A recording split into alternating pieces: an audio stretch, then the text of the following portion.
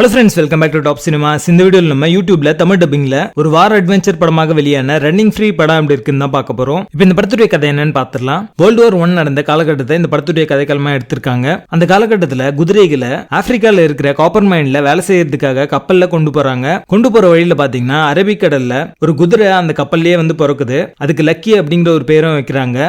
German mining டவுன்ல போனதுக்கு அப்புறமா லக்கியை அதனுடைய அம்மா கிட்ட இருந்து பிரிச்சிடுறாங்க. அதுக்கப்புறமா டீஹைட்ரேஷன்ல சாக கிடந்த லக்கிய ரிச்சர்ட் அப்படின்ற ஒரு 12 வயசு குட்டி பையன் காப்பாத்துறான். இதுக்கப்புறமா லக்கி அம்மாவோட சேர்ந்துச்சா.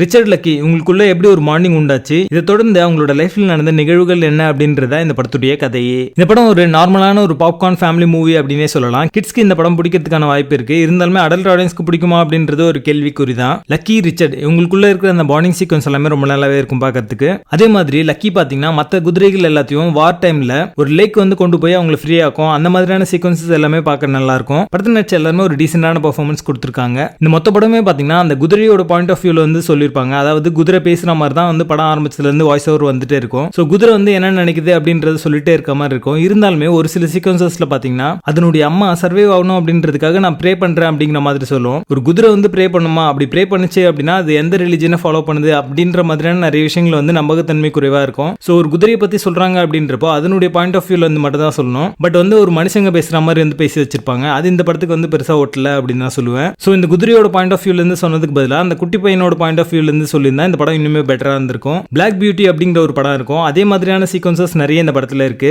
குதிரைகள் பேசாமலே அது என்ன ஃபீல் பண்ணுது அப்படின்றத நல்லா சொன்ன படங்கள் நிறைய இருக்கு. அதுல குறிப்பிடத்தகுந்த படங்கள் அப்படின்னு பாத்தீங்கன்னா தி பேர், தி பிளாக் ஸ்டாலியன், ஒயிட் ஃபேங் மாதிரியான படங்கள்லாம் இருக்கு. இந்த படங்கள்ல இருக்கிற மாதிரி வந்து இந்த படத்தையும் எடுத்திருந்தாங்க அப்படின்னா இந்த படம் ஒர்க் அவுட் இருக்கும். படத்துல இருக்கிற நிறைய காட்சிகள் பிரெடிக்டபிளா இருக்கு. படத்துடைய பேசிங் ஆவரேஜா இருக்கும். மொத்தத்துல இது ஒரு பிலோ ஆவரேஜ் வார் அட்வென்ச்சர் படமாக வந்திருக்கு. படத்துல அடர்கான இந்த படத்தை நீங்க ஃபேமிலியோட பார்க்கலாம். ரன்னிங் ஃப்ரீ படத்துக்கு எங்களோட ரேட்டிங் 4.5 out of 10.